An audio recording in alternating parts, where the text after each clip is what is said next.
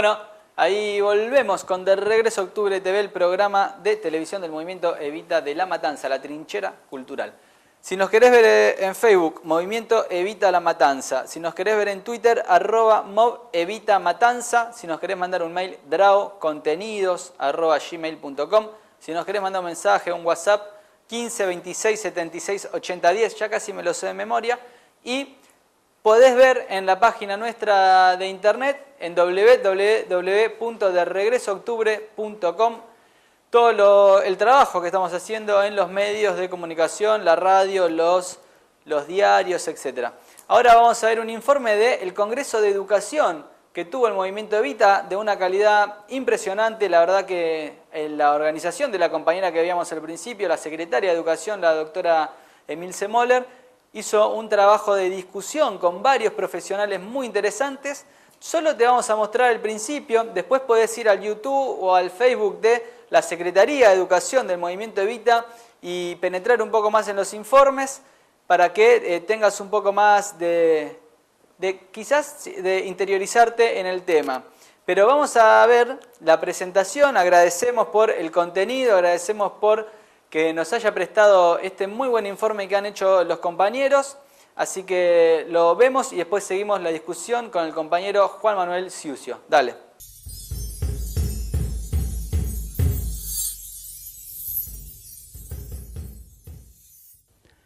Ha de dirigir un mensaje al pueblo argentino el señor presidente de la Nación, doctor Carlos Saúl Menem.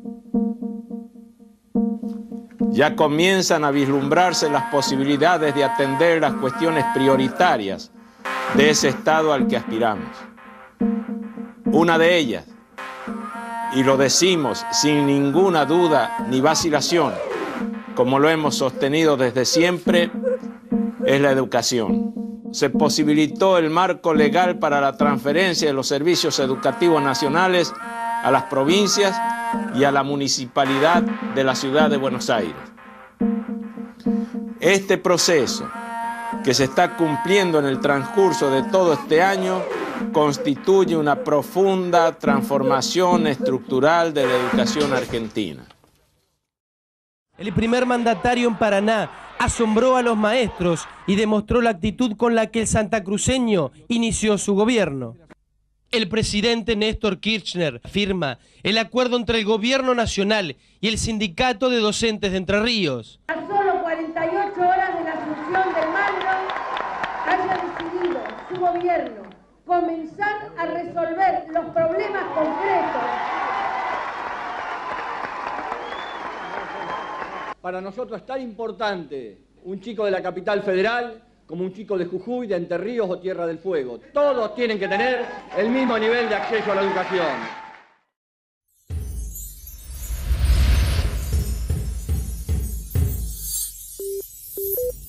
Para garantizar el derecho a la educación, el Estado debe hacer posible que todos y todas ingresen, aprendan y completen la educación obligatoria.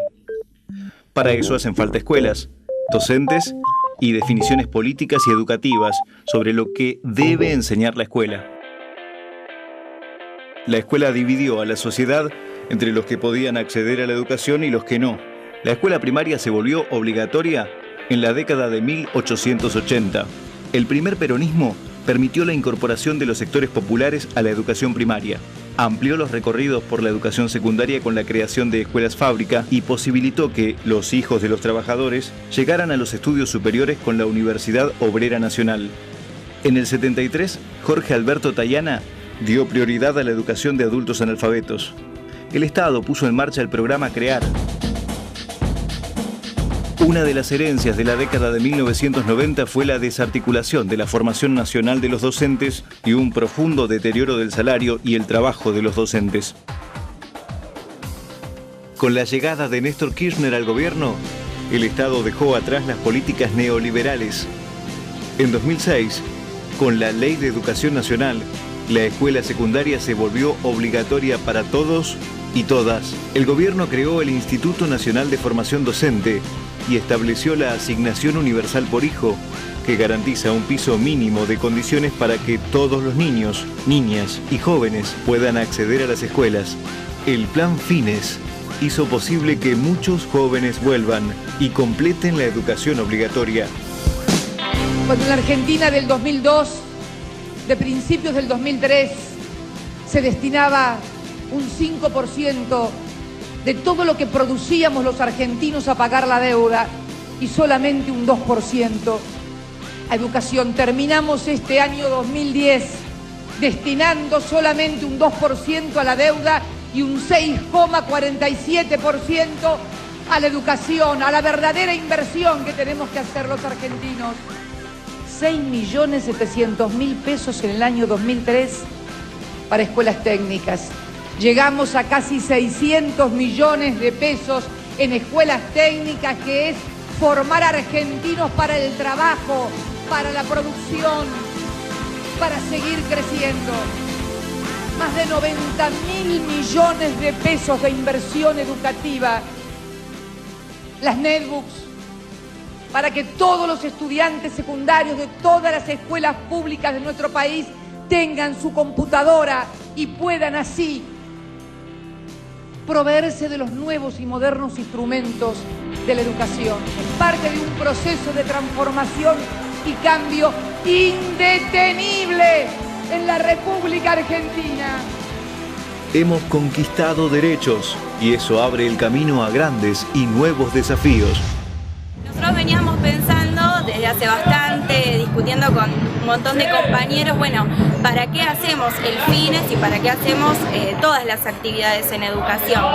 Y lo que pensábamos es que cada apoyo escolar, cada sede educativa del plan FINES, cada centro cultural, cada patios abiertos o centro de actividades infantiles en los que participamos, los entendemos como un espacio de organización, como un espacio de encuentro para los pibes, para los adultos, para los jóvenes, para que recuperen su derecho a la educación y puedan terminar sus estudios, pero también para que se encuentren, para que debatan, para que discutan, para que se organicen y que esos espacios sean, digamos, una herramienta para eso, ¿no? Para construir poder popular en cada barrio.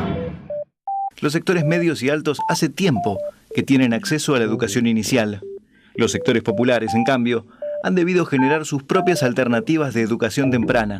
Así, tenemos organizaciones sociales que han conformado jardines comunitarios, pero la enseñanza en esos ámbitos es un aspecto que todavía hay que fortalecer. La escuela primaria es el nivel educativo que menos transformaciones experimentó desde su creación.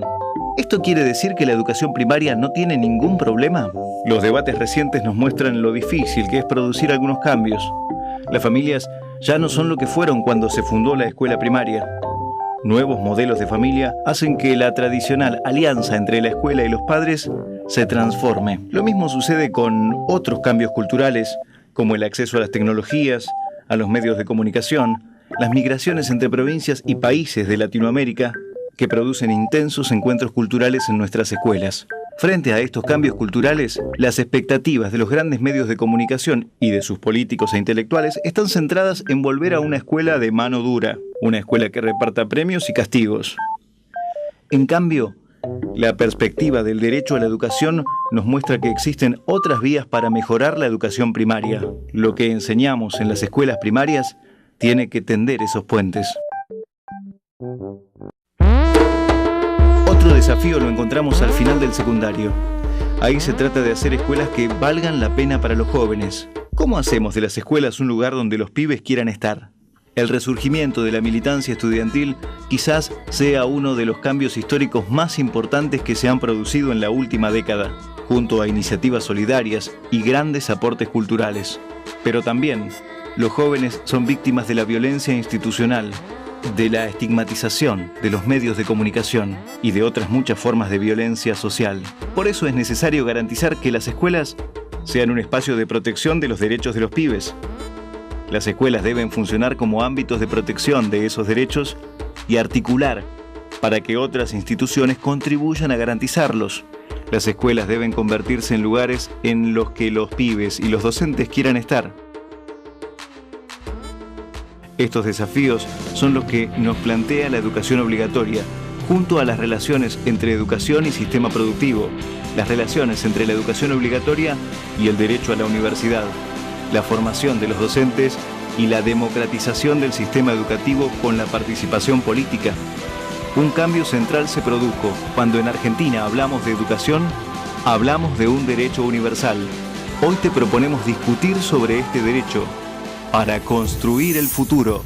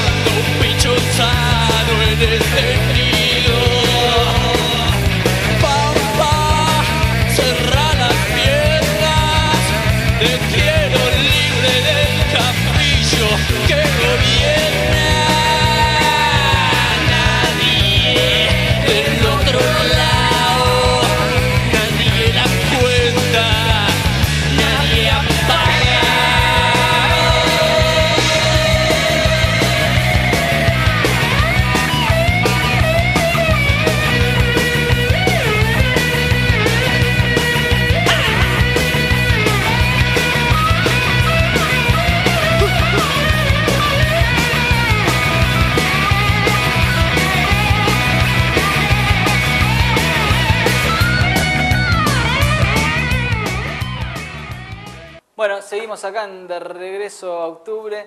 No, está muy bueno el informe, la verdad que una línea de tiempo que pasó por los últimos 20 o quizás más años de educación. Ya seguimos con Juanma. ¿Cómo va, Juanma, el programa? ¿Bien? ¿Venís bien? ¿Estás cómodo? Estoy cómodo. Bueno, vamos a hablar un poquito más de agua, ¿no? Poquito. Cuando nos estábamos yendo, en la media hora anterior, hablabas de que vos veías a los pibes que los habías tenido lo habías tenido en el Fines, en la universidad, caminando por los pasillos, ¿no? ¿Hace cuánto que das clases en la universidad vos? Estás en la Universidad de La Matanza, ¿no? 6 años. 6 años. Estamos hablando de la mitad del proceso kirchnerismo, ¿no? Los primeros 6 años de recuperación y estabilidad y 6 años más de acompañar. ¿Se vio eso reflejado en la cantidad de alumnos que ingresan, por ejemplo, en la cantidad de pibes que vienen de diferentes realidades, quizás que antes podían acceder únicamente un determinado estudiante de clase social media alta, digamos, ¿no? Se ve mucho la Universidad de La Matanza. Pasó de tener 12.000 alumnos a tener 57.000 alumnos. Exponencial. Más o menos los números. Sé que son 57.000 sí. En este momento. Después hay que fijarse bien los números, pero era 10.000 a 12.000. Yo estoy teniendo razón de 100 alumnos por curso. La verdad, el crecimiento es impresionante. El crecimiento es exponencial, ahora tiene medicina también. La única universidad después de la UBA pública que tiene medicina en el ámbito metropolitano de Buenos Aires. Mirá. Eso permitió también una entrada de muchos estudiantes, que antes para ser médicos del pueblo, porque qué mayor orgullo que un padre de clase trabajadora tener un hijo médico, si no era en la UBA, con todos los factores externos que eso trae, de ir hasta allá, perder 2 horas de ida, 2 horas de vuelta, que termina incidiendo sobre tu rendimiento educativo. Los viáticos, digamos, ¿no? Todo los eso. Viáticos, tenés que comer, tenés que sacar fotocopias. Los apuntes, etc. Y estamos teniendo, creo también, en este momento van a ser el 80% de los estudiantes son primera generación de estudiantes universitarios de su familia. Claro, si eso no es ascenso social, ¿no? Eso es ascenso social. Y en tan poco tiempo, como sociólogo lo digo, es muy fuerte que en tan poco tiempo pases a tener un 80% de los que concurren a la Universidad de La Matanza que sean hijos de la clase trabajadora, que van a pasar a ser clase media. Yo siempre explico que los procesos de ascenso social no lo vas a ver. Claro. Pasado mañana sos clase media. Claro. Pero son ciertos capitales que te vas apropiando vos, capital social, capital económico, capital simbólico, capital cultural, que vas sumándole a tu vida, que va a determinar que en otro momento seas de clase media. Claro. Juan Mike, ¿y cómo es el comportamiento de ese nuevo estudiante en la facultad? ¿Se le complica? ¿Lo lleva bien? ¿La dinámica, la velocidad de estudio, la profundidad, ¿no? El contenido? ¿Cómo lo lleva? ¿Cómo lo ves vos?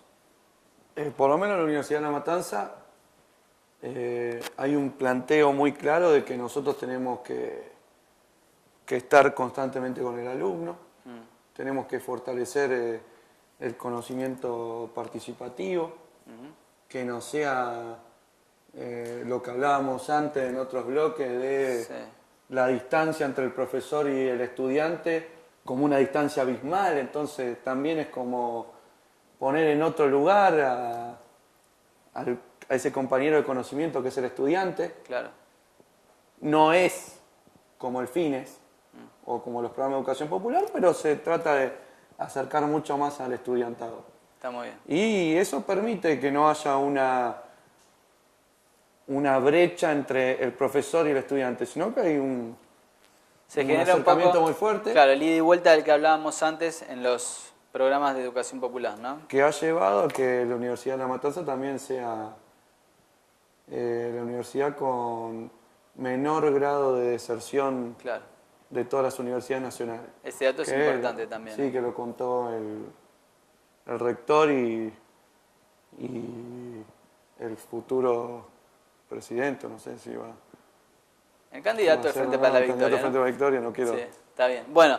Bueno, y esto cuando vino Lula, porque eso también es un emblema muy importante. Lula eligió también la Universidad de La Matanza. Él viene de la clase trabajadora, era un obrero, y eligió la Universidad de La Matanza, la cual le otorgó un doctor honoris causa hace muy poco tiempo. Y se hablaba de esta cuestión. Muy bien. Bueno, vamos al último informe de la noche. Tenemos de vuelta los testimonios de la compañera Emilce Moller, la secretaria de Educación del Movimiento Evita, haciendo un poco el análisis de esto que venimos charlando y qué espera ella de la educación y cuál es la postura de la Secretaría del Movimiento Evita para que nos termine de redondear un poco la idea. Así que vamos con ella, volvemos y nos despedimos. Dale. Todas las políticas de inclusión educativa, como mencionás, y hay muchas otras más, son fuertemente bienvenidas, necesarias y hacen a esta matriz que describía anteriormente. Nosotros no podemos hablar, un término que a la derecha le encanta, que es la calidad educativa, pero tiene un concepto de calidad educativa restringido, y para nosotros no podemos hablar de calidad educativa sin inclusión. También decimos que bajo el lema de la inclusión no podemos aceptar cualquier tipo de educación, ¿es cierto? Pero no podemos pensar en hablar de que tenemos un país con calidad educativa cuando tenemos excluidos educativos. Yo siempre digo, por ejemplo, una universidad, cuando dicen que es una buena universidad y está en una ciudad en donde hay analfabetos, yo no puedo decir que es una buena universidad, indudablemente, porque hay lazos de responsabilidad social que se han cortado ahí. Por lo tanto, todas las políticas que se fueron construyendo muestran la importancia que tiene para este gobierno, que ha tenido la cuestión de la inclusión educativa. Es muy importante y sobre todo porque en los argentinos la educación sigue siendo un valor. Y es muy importante, y eso quedó claro, muy claro, en donde se le dio la posibilidad, enseguida la tomaron. Eso no hubiera sido posible si no está arraigado fuertemente en el argentino, en el compañero o compañera, que estudiar es un valor importante. Hay veces que no lo pudieron materializar, pero estaba en el acervo cultural, que eso lo fuimos construyendo a lo largo de cientos de años en nuestro país. Por lo tanto, cuando se abre la puerta, se abre la política, se le da la oportunidad, enseguida el compañero, la compañera lo toma, lo apropia eso y realmente le da una satisfacción individual y social muy importante. Yo creo que comentamos todo lo bueno, comentamos las políticas de inclusión educativa y entonces bajo este piso tenemos que pensar cómo seguimos. Y creo que el desafío de seguir en educación es ver de qué manera todas estas nuevas modalidades educativas, como el plan Fines, bachilleratos populares, en donde han permitido que otras voces se escuchen, donde han permitido que la educación popular, como una pedagogía fundamental, transforme la vida de los ciudadanos, entre a la escuela formal, a la tradicional, porque va a ser esa escuela la que va a hacer los cambios sustantivos en la sociedad. Es esa escuela con una fuerte tradición que tiene la Argentina, en una escuela democratizadora, en donde ha permitido la oportunidad a tantos ciudadanos de educarse, es esa escuela la que va a hacer los cambios importantes para los ciudadanos en la época que viene. América Latina y en particular América del Sur está dando muestras de oposición hegemónica al neoliberalismo. La educación no puede estar fuera de ese proceso. La educación no es neutral y ha dado más de una vez muestras de que puede producir cambios importantes, ¿no es cierto? Como dice Freire, la educación no cambia al mundo, pero cambia a las personas que van a cambiar al mundo. Me parece que ese es el rol que ahora nos toca transitar y ver cómo lo hacemos en este periodo. Bueno, seguimos acá en De Regreso a Octubre, ahí pasaba Emil Semoller. Te repito, los medios de comunicación con nosotros es Movimiento Evita la Matanza en Facebook, @mob Evita Matanza en Twitter. Si nos querés mandar un mail, dragocontenidos@gmail.com. El número de celular es el 15 26 76 80 10, igual aparece el zócalo acá abajo. Y recordá la página de internet www.regresooctubre.com, octubre con K, Juanma. Nos estamos yendo ya, gracias por venir, la verdad que ha sido muy interesante. Bueno, el debate con una idea muy clara, la postura del Movimiento Evita en Educación. ¿Qué es lo que esperás vos cuando proyectás, digamos, un nuevo gobierno, sea de quien sea? Nosotros sabemos que tenemos la expectativa puesta en el compañero del Frente para la Victoria, en Daniel Osvaldo Scioli, pero ¿qué proyectás vos en general para la educación, digamos? ¿Qué crees que hacia dónde debe apuntar? Igual yo creo que a la educación, cuando uno proyecte, no la tiene que separar de otros factores. A ver. O no la tiene que separar de otros contextos.